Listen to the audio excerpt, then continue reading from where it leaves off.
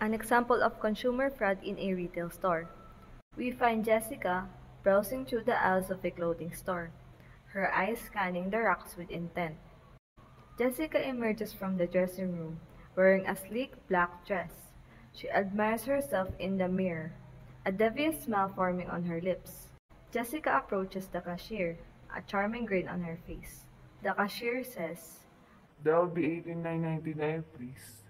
Jessica hands over her credit card, but as the cashier starts the transaction, she interrupts. Actually, I changed my mind. I don't want it anymore. The cashier says. No problem, ma'am. Do you have the receipt? Jessica shakes her head apologetically. Jessica says. I must have misplaced it. The cashier hesitates for a moment, then sighs and processes the return.